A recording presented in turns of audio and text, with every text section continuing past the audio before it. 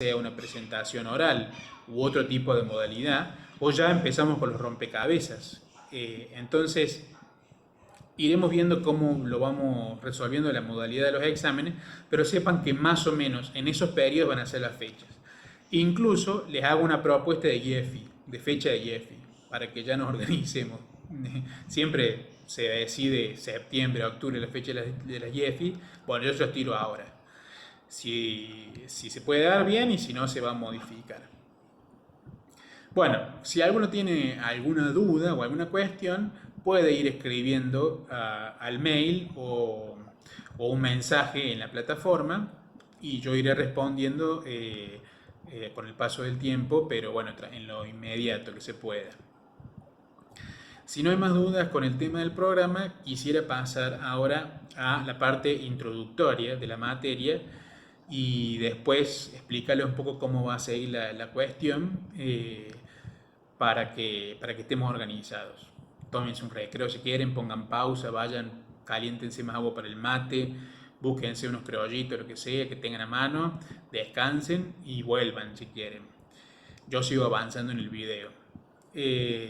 Si vamos al blog, ¿no? Recuerden isteducarg.wordpress.com, van a ver que ahí tienen toda una serie de links con los capítulos, como les decía al principio, de cada libro. Yo en la primera actividad que les puse la semana pasada, en una de las actividades en realidad decía que tenían que ya entrar al blog e ir a la parte de la introducción y hacer una lectura y un resumen. Bueno, me gustaría empezar un poquito con la cuestión de la introducción, porque dice algunas cositas que son importantes. Bien, así que les invito a que vayan a la página, que busquen la introducción o que busquen los resúmenes si es que los han hecho como se los había pedido. Bien, bueno, acá tengo una conexión medio lenta de internet, así que también se toma su tiempo. Bueno, de la introducción, es una introducción breve en realidad. Les presento un poquito la estructura del libro y las etapas. Eso no nos interesa ahora.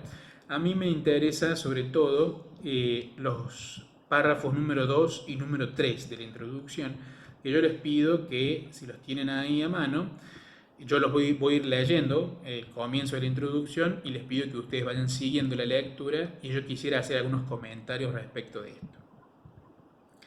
Dice así: la periodización es un medio idóneo para hacer más inteligible el pasado, pero también se presta para una calificación subjetiva de las etapas históricas, con lo cual se puede distorsionar el verdadero sentido de los hechos.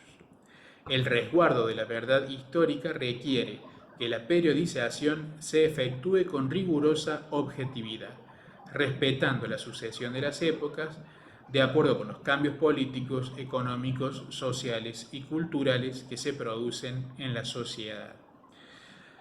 Bueno, de este párrafo el autor presenta esta idea de que él va a establecer como periodos, o sea, momentos de la historia. Se va a dividir la historia argentina de la educación en distintos momentos.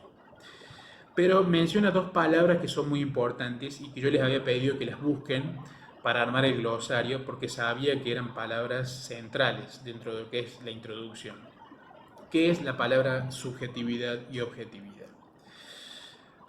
Cuando hablamos de algo subjetivo, generalmente tendemos a hacer referencia a una mirada que uno tiene respecto de lo que son las cosas, ¿no? O sea, hay como una especie de componente que parte del propio sujeto a la hora de emitir un juicio sobre la realidad.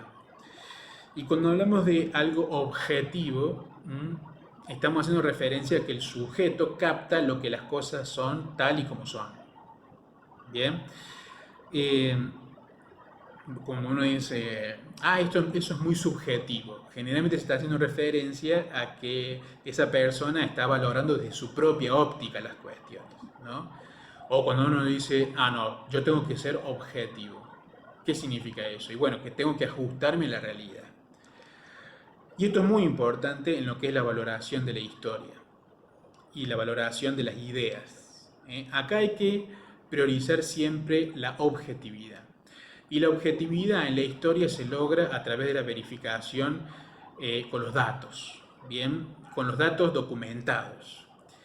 Eh, y esto lo digo porque justamente uno carga con determinadas nociones, con determinadas ideas que uno tiene y sobre todo con determinados juicios de valor. Y tiende a juzgar la historia y a los personajes de acuerdo a esos juicios de valor.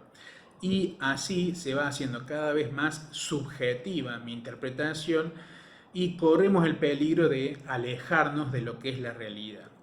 Entonces, si queremos hacer juicios de valor respecto de lo que vayamos aprendiendo de los distintos contenidos, siempre es muy importante mantener la objetividad, o sea, ajustarnos a los hechos reales.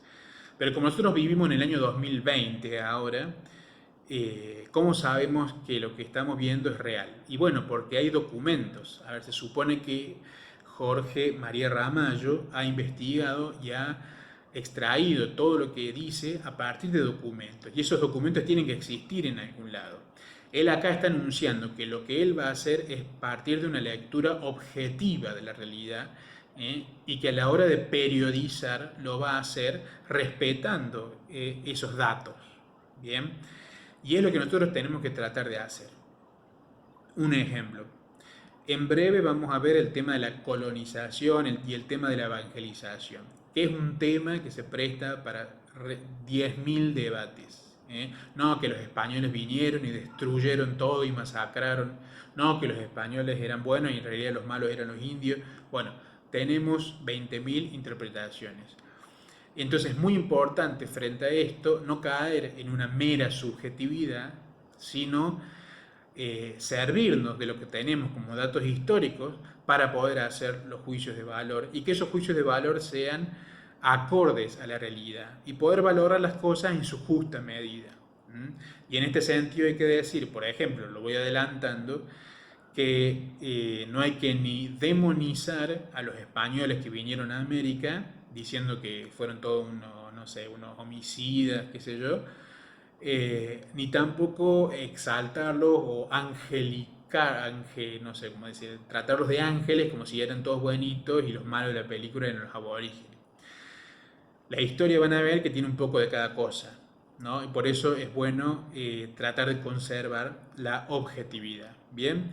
Entonces, el tema de la objetividad es un punto importante en lo que es el desarrollo de esta materia. Y yo quiero que ustedes se graben a fuego estas palabras como para mantenerlo siempre como un presupuesto a la hora de hablar de los distintos temas. Después dice el texto, en el caso de la historia de la educación argentina, los distintos periodos y épocas que pueden distinguirse están estrechamente vinculados con las diversas concepciones que han primado en el devenir histórico.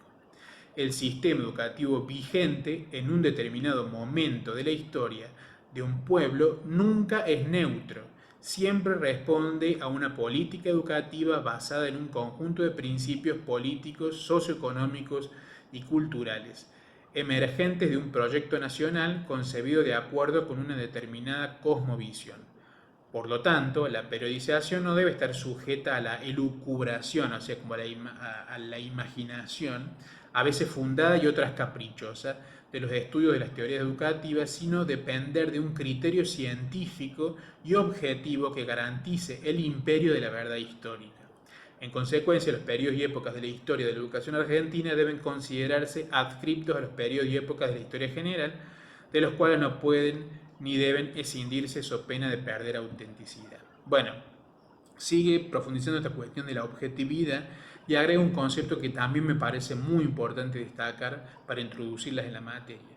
Y es lo que les decía un poco al principio también, que todo lo que es la cuestión educativa en la Argentina obedece a una serie de ideas que hacen de trasfondo y que cada época y cada periodo de la historia tiene unas ideas determinadas, una concepción de hombre determinada, una concepción de mundo determinada, una concepción de educación determinada, y que todo eso va como condicionando la educación de la época. A su vez hay realidades políticas, realidades culturales, realidades sociales, como la guerra, como el conflicto, como un periodo de paz, como más o menos tecnología. todo eso va condicionando los distintos puntos de la historia. Y es importante conocerlo y remarcarlo para entender cómo era la educación en cada época. Entonces, en cada periodo de la historia nosotros tenemos que reconocer todos esos aspectos para poder hacer un juicio de valor y una comprensión mucho más real, mucho más realista de lo que es la conformación del sistema educativo a lo largo de la historia. Bien, entonces con estas